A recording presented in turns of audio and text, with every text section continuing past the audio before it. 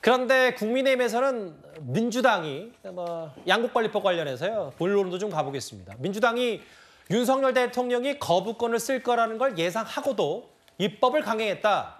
그래서 의도적이라는 말까지 나왔습니다. 민주당이 줄줄이 이제 직회부를 하고 대통령이 거부권을 행사하는 약순환의 정치.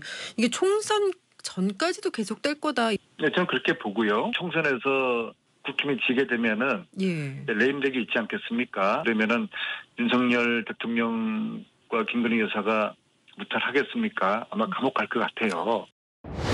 더불어민주당이 양국관리법을 밀어붙인 정치적 속내를 자백한 것이라고 생각합니다. 결국은 이 포퓰리즘 법안을 가지고 윤석열 정부에 부담을 주려고 했다라고 하는 것을 자백한 것이라고 보여지는데요.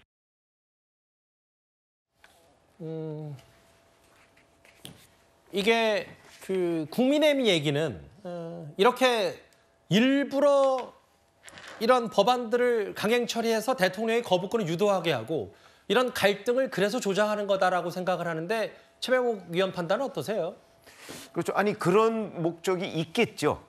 있지만 저는 그거보다는 오히려 이제 포퓰리즘이라는 그런 시각에 동의하는 입장인데 무슨 얘기냐면 우리가 통칭 농민을 230만 정도 된다고 합니다. 그러면은 이게 이제 농민을 위한 법이라고 민주당이 계속 주장을 하고 있잖아요.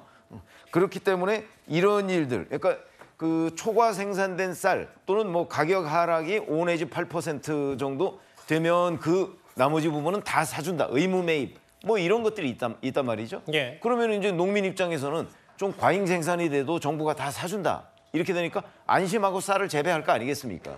그러니까 농민표는 적어도 우리 표일 것이다라고 지금 민주당이 저는 계산을 했다고 봐요. 예. 그렇기 때문에 이 부분에 대해서 예를 들어서 정부가 만약 의무 매입을 하게 되면 연간 1조 원 이상이 든다. 이렇게 얘기하는 거는 국가 재정을 이제 걱정하는 사람들의 얘기고 당장 농민표는 올 수 있다.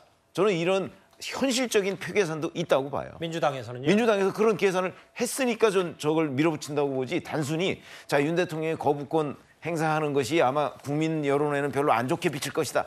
그것만 노렸다고는 생각하지 않습니다. 예. 그러니까 표 계산도 틀림없이 했을 것이다. 그렇기 때문에 이게 포퓰리즘이다. 왜냐하면 거부권 행사할 거 뻔히 알았기 때문에 그럼에도 밀어붙인 거는 바로 그 표 계산도 있을 것이다. 이렇게 생각합니다. 근데 이제 어제도 저희가 잠시 짚어봤지만 대통령의 제2요구권 그러니까 거부권 행사가 앞으로도 좀 줄줄이 있을 거란 예상이 나오는 게 경향신문 보도에 따르면 물론 이 내용을 오늘 대통령실은 사실이 아니라고 반박하긴 했어요. 근데 다만 내용보다는 좀 취지를 봤을 때 대통령이 앞으로 쭉 이어질 민주당이 강행 처리할 수밖에 없는 강행 처리하는 그런 법안들을 거부권 행사한다. 앞으로 좀 이런 흐름들이 좀 이어지는 겁니까? 현재로서는 그렇게 봐야 되겠죠. 간호법 제정 문제라든지 방송법 개정 또 의료법이라든지 노란봉투법 등등이 있고 이런 부분에 대해서 어쨌든 민주당에서는 강한 어떤 이 본회의 회부를 통해서 직접 처리하는 이 방법을 이미 어느 정도 기정사실화해서 가고 있는 상황이기 때문에 그에 맞서서 대통령이 거부권을 행사할 거다. 그렇기 때문에 이번 일 하나가 아니고 앞으로도 줄줄이 이어질 것이다. 이렇게 보는 것이 현재의 흐름이지 않나 싶습니다. 예. 이렇게 된 배경에는 결국 큰 틀에서 제가 보기에는 그동안에 이제 민주당이 이재명 대표의 사법 리스크 등 때문에 수세에 어떻게 보면 계속 밀려왔습니다. 예. 근데 그런 부분들이 어느 정도 이제 좀 정점에 왔다라고 좀 판단을 하고 상대적으로 이제 윤 대통령의 지지율이라든지 이런 부분들이 그렇게 좋게 나오고 있지 않은 이 상황에서 이제는 최선의 방어는 공격이다라고 해서 공세로 가는 쪽으로 큰 틀에서의 전략적인 방향을 좀 전환을 한 것이 아닌가 그렇게 좀 생각을 하고 그렇기 때문에 할 수 있는 의석을 통해서 할 수 있는 여러 가지 법안들을 강하게 계속해서 좀 압박을 하는 그러면서 이 사법 리스크에 정면 대응하고 내년 총선과 관련해서 이제 지지층들을 결집해가는 이러한 쪽으로 큰 틀에서의 전략적인 결정을 한 게 아닌가 그렇게 좀 판단합니다.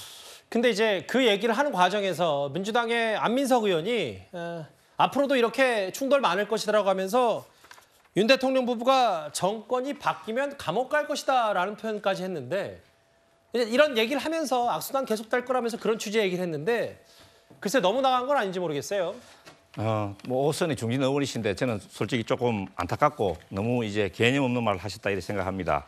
뭐 정권을 빼앗긴 안타까움도 있을 수 있고 또 뭐 현 정부에 대한 실망감 이런 게 또 있고 또 강성 지지자들에게 어필하기 위해서 저런 말씀을 하시는 것 같은데 일반 시민들은 뭐 막걸리 한 잔 마시고 저작거리에서 얼마든지 저런 말 할 수가 있습니다. 그렇지만 오선의 국회의원이 이런 말씀을 해서는 안 된다.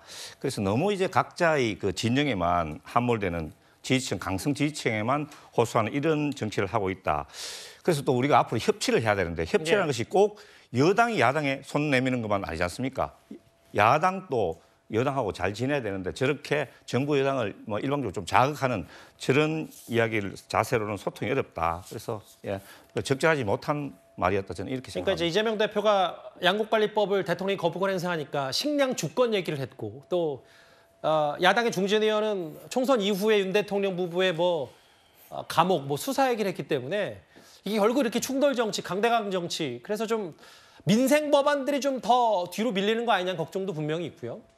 이미 그러니까 내년 총선을 겨냥한 이것이 내년 총선의 기본 프레임이 정권 심판으로 갈 것이냐, 이른바 야당 심판으로 갈 것이냐. 이 프레임 싸움이 이미 시작이 됐다. 이렇게 좀 봐야 되겠죠. 결국 지금 야당에서 의석을 바탕으로 여러 가지 현안들과 관련된 법을 밀어붙이는 쪽으로 방향을 정하고 그에 맞서서 윤 대통령의 또 스타일상 그런 부분을 받아들이기보다는 거부권을 행사하면서 갈 가능성이 기정사실이라고 봐야 되겠죠. 그러면은 강대강의 흐름이 부딪히면서 서로가 셈법을 달리하고 있는 겁니다. 지금 야당에서는 결국은 이것이 이른바 이 여권의 어떤 독주나 일방적인 민심, 민의를 거부한다라는 이런 쪽으로 해서 정권을 심판해야 된다라는 쪽으로 가져가려고 하는 것이고 반대로 여권 측에서는 야권이 거대 의석, 169석의 의석을 바탕으로 지금 이 여권과 어떤 여당과 협의를 해서 이 안을 처리하기보다는 밀어붙이기를 하고 있다.